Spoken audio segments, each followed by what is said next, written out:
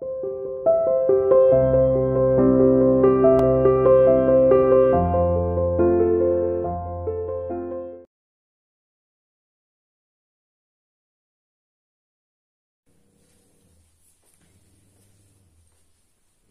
कक्षा 10वीं में हिंदी विषय में हम वाच्य का रिवीजन कर रहे हैं। तो हम पढ़ चुके हैं वाच्य किसे कहते हैं, वाच्य कितने प्रकार के होते हैं, और कर्तृवाच्य किसे कहते हैं, कर्मवाच्य किसे कहते हैं, भाववाच्य किसे कहते हैं। अब हम पढ़ेंगे आज कि वाच्य परिवर्तन कैसे करते हैं, यानी परिवर्तन वाच्य कैसे बदलते हैं, उसके क्या नियम होते हैं। अगर हमें कोई वाक्य मिला है कर्तृवाच्य में तो उसे हम कर्मवाच्य बनाएंगे। तो उसको बनाने के लिए कौन कौन सी बातों का ध्यान रखना है। ऐसे ही नहीं कि सीधा उठाया और बदल के रख दिया, पता होना चाहिए ना हमें, तो हम इसलिए सही कर पाएंगे। तो सबसे पहले हम पढ़ेंगे कर्तृवाच्य से कर्मवाच्य बनाने के नियम। क्योंकि देखिए कर्तृवाच्य में क्या होता है, क्रिया दोनों होती है, क्रिया अकर्मक और सकर्मक होती है ना। तो इससे दोनों बना सकते हैं हम कर्तृवाच्य से। दोनों मतलब कर्मवाच्य भी बना सकते हैं और भाववाच्य भी। तो सबसे पहले हम पढ़ेंगे कर्तृवाच्य से कर्मवाच्य बनाने के नियम। क्या नियम होने चाहिए हमारे जब हम कर्तृवाच्य से कर्मवाच्य में परिवर्तित करते हैं। तो सबसे पहला हमारा जो नियम है, कर्तृवाच्य से कर्मवाच्य बनाने के लिए वाक्य के कर्ता के साथ यदि कोई विभक्ति लगी है तो उसे हटाकर से, द्वारा या फिर के द्वारा लगाना जरूरी है। ठीक है, यदि हम कर्तृवाच्य से कर्मवाच्य बना रहे हैं तो क्या करेंगे, लगी है, जरूरी नहीं है, भूतकाल के वाक्यों में नहीं होती विभक्ति।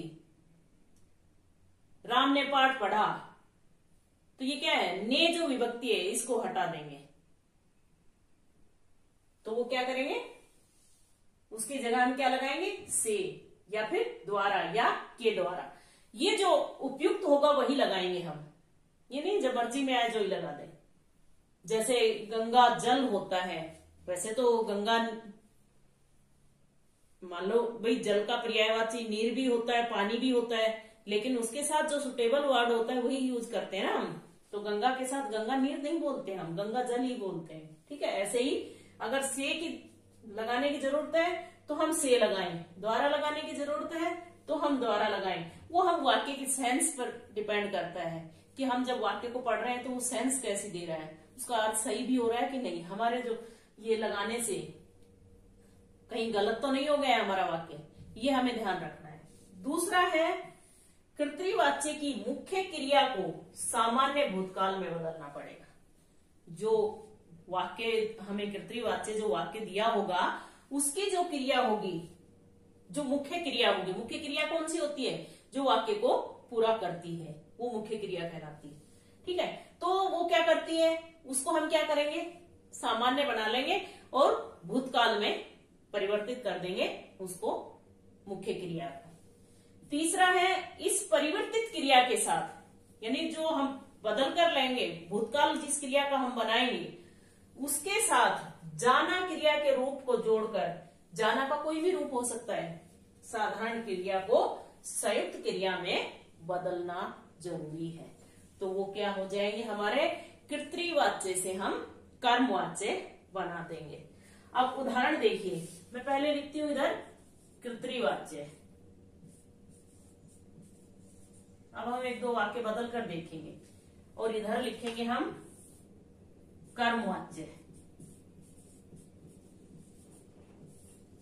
देखिए कर्तृवाच्य लिखिए, रीमा चित्र बनाती है।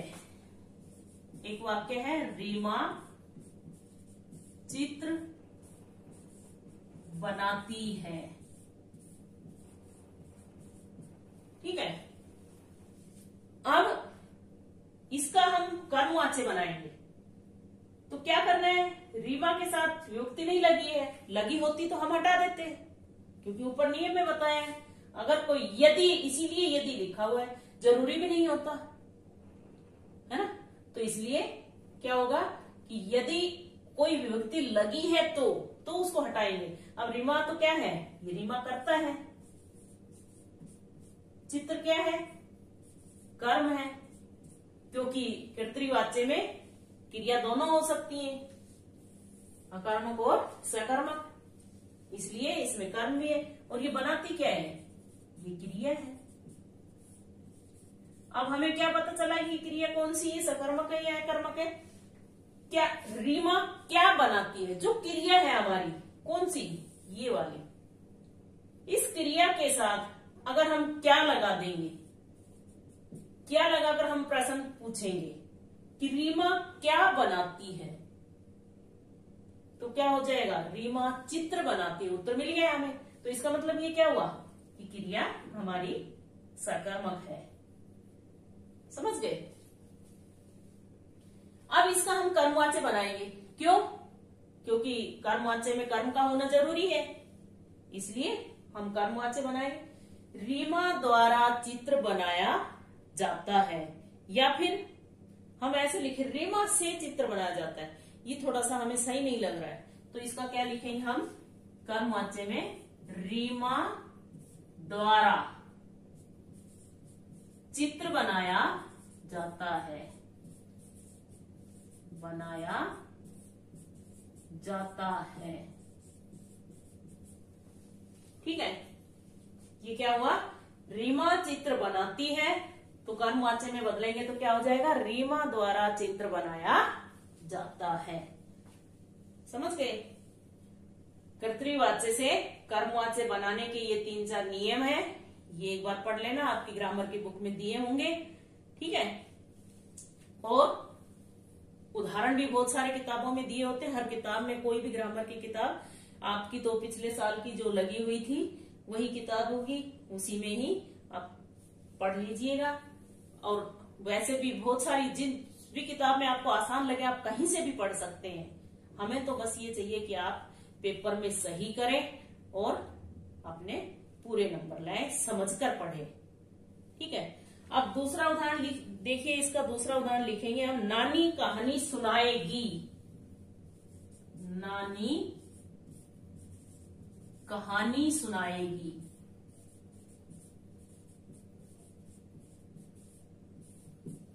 अब ये नानी करता है, कहानी कर्म है, और सुनाएगी क्या है, क्रिया है। अब इसका हम क्या बना देंगे, कर्मवाच्य। इसमें विभक्ति नहीं है, विभक्ति तो हटाने की जरूरत नहीं है, अपने आप ही हटी हुई है। तो क्या लिखेंगे, नानी द्वारा कहानी सुनाई जाएगी। नानी द्वारा कहानी सुनाई जाएगी।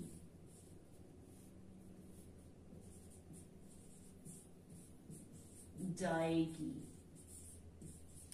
ठीक है, ये हमारा क्या हो जाएगा, कर्मवाच्य। मेरे हिसाब से आपको समझ आ गया होगा बेटा। और फिर भी अगर नहीं आया हो तो आप जब अपनी ऑनलाइन क्लास होगी उसमें आप पूछ सकते हैं। जब आप क्लास अटेंड करें, अपनी नोटबुक और बुक वो अपनी साथ लेकर बैठें, और जो आपको कुछ पूछना हो, जिसमें डाउट हो, वो अपनी नोटबुक में नोट करके रखें ताकि आप पूछ सकें। ठीक है, और इसके बाद हम कर्मवाच्य से कर्तृवाच्य बहुत ही आसानी से बना सकते हैं। ठीक है, अब क्या होगा, इतना तो हो गया भाई, कर्तृवाच्य से कर्मवाच्य बनाने के नियम हमने पढ़ लिए हैं, 1-2 उदाहरण भी करके हमने देख लिए हैं। ठीक है, अब हम अगला जो हमारा एक और छोटा सा पॉइंट बच रहा है वो हम पढ़ेंगे। क्या है वो हमारा पॉइंट, या तो आप एक बार जितना पढ़ा है उसका रिवीजन कीजिए, और उसमें कोई दिक्कत आती है तो वो पूछ लीजिए। एक जो हमारा पॉइंट बचा है वो हम अगले लेक्चर में पढ़ लेंगे, क्योंकि रिवीजन है, रिवीजन को हम थोड़ा थोड़ा करके समझ के पढ़ेंगे, क्योंकि हम एक बार पढ़ चुके हैं। तो ये नहीं है बहुत सारा सिलेबस एक बार में हमने कवर करना है, भाई हमारे पास समय कम बचा है तो हम बहुत सारा सिलेबस कवर करके चलेंगे, बल्कि हमारे पास समय है तो हम अपना रिवीजन ध्यान से और समझते हुए करेंगे तो बहुत अच्छी बात है, ताकि जो हम पढ़े वो हमारे नंबर पक्के होते चले। ये नहीं है फॉर्मेलिटी के तौर पर। ठीक है बेटा, तो आज इतना ही बहुत है, इसी को रिवाइज कर लीजिए। कुछ 5-10 वाक्य बदल के देखिए अपने आप, बिना किताब में देखे, और उनमें अगर दिक्कत आती है तो फिर पूछ लीजिए। ठीक है, ओके।